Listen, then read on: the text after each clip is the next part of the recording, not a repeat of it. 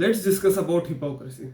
Now, hypocrisy is a natural characteristics of a human being, or you may also say it is an characteristics to prove someone is a human being.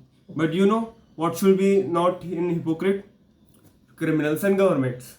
So today we are going to discuss about some organization of government who has proven that they are hypocrite, and also there is not going to be any footage or any article because I don't have a lawyer and I also don't have any income. So bear with it. First comes the Houseful 5 versus India's Got Latent controversy.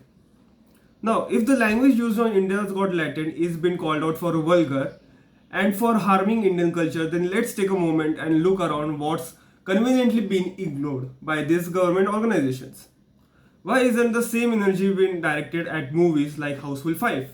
The entire franchise is drenched in profanity, double meaning jokes, and over the top objectification of women and the actresses shown in it.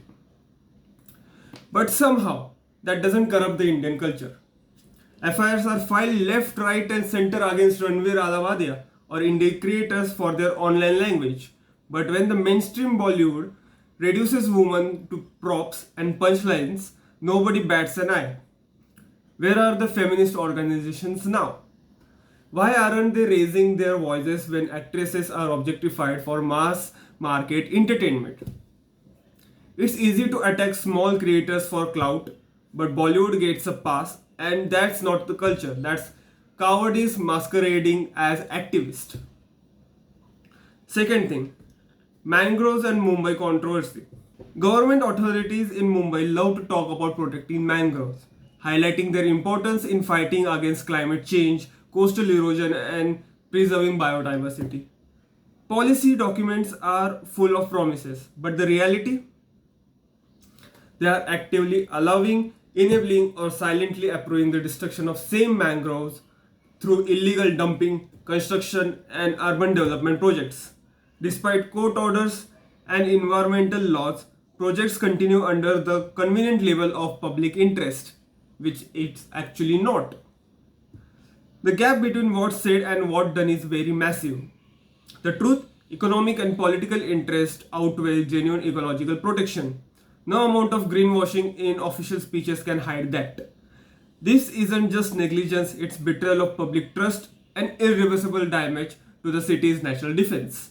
Next comes democracy without the dialogue. The current Indian government loves calling itself a champion of democracy, transparency, and good governance. But let's talk actions, not slogans. Why does the ruling party avoid press conferences like it's a plague?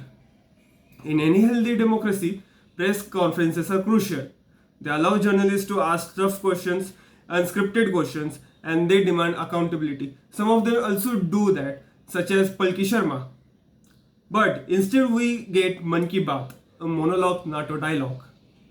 There's no criticism, no feedback, no interaction, just a PR show. You can't tell yourself democratic while systematically avoiding real time accountability. That's not transparency, that's image control. Now, the fourth one is dynastic politics. The ruling party loves to bashing the opposite for dynastic rule. They claim to stand for meritocracy, but let's pause for a second. Jai Shah, son of Home Minister Amit Shah, is not only part of cricket administration but is effectively running BCCI, and also he plays an important role in ICC too, a multi-billionaire dollar powerhouse. He's been handing out the trophies, given directions, and whole shebang. There is also a meme that everything is scripted because it's Jai Shah. If nepotism is bad thing in politics, then why is it okay in sports? Why is it acceptable in key appointments, institutions, and billion-dollar organizations? If the same system, privilege over merit, connections over competence, the only difference is who's benefiting. So let's not pretend the ruling party is about dynastic politics. They just practice it in different clothes. Now let's go geopolitical, let's go international. Trump and immigrations. Donald Trump built his brand on being anti-immigrations, from chants of build the wall to extreme crackdowns of undocumented immigrants. But behind closed doors, his hotels, golf resorts, and real estate ventures have employed countless undocumented workers knowingly. So while he demonized immigrants for votes, he quietly benefited from their cheap labor, vulnerability, and silence. That's not patriotism, it's exploitation dressed as policy. The irony, the Trump himself is of German descent, something the German president had to remind him of publicly. He is, like most Americans, a product of immigration. His anti-immigrant stance isn't principle, it's a performance driven by what sells on his base and what's true or just. Now the final thing, the most recent and most buzzed thing. Vijay Mallya, a man notorious for fleeing India with billions in unpaid loans, recently claimed in Raj Shamani podcast that he doesn't believe in hypocrisy and he has paid all his loans. Now let me remind you all, the government seizing his property, seizing his assets does not mean he paid it. He was made to pay it, or it was recovered from his assets. He did not pay it. The statement is ironic though, to say least.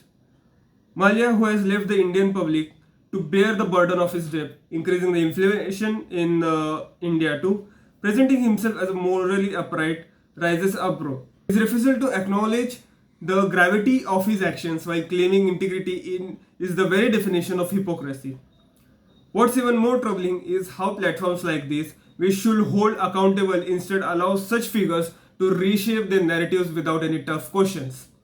It is a glaring example of how media can sometimes fail in its role to challenge the powerful and uphold real moral scrutiny. My final thoughts: there is a cost of hypocrisy, and it is the erosion of trust, the hollowing out of values, and weakening of very institutions they claim to protect. You can't wave a flag of democracy and shut down the dissent. You can't preach green nation when you are bulldozing the forest. You can't scream about the culture when you are selling vulgar jokes and adult jokes on the media. So, if hypocrisy is the default, then integrity becomes the rebellion. And maybe, just maybe, that's what we are made for.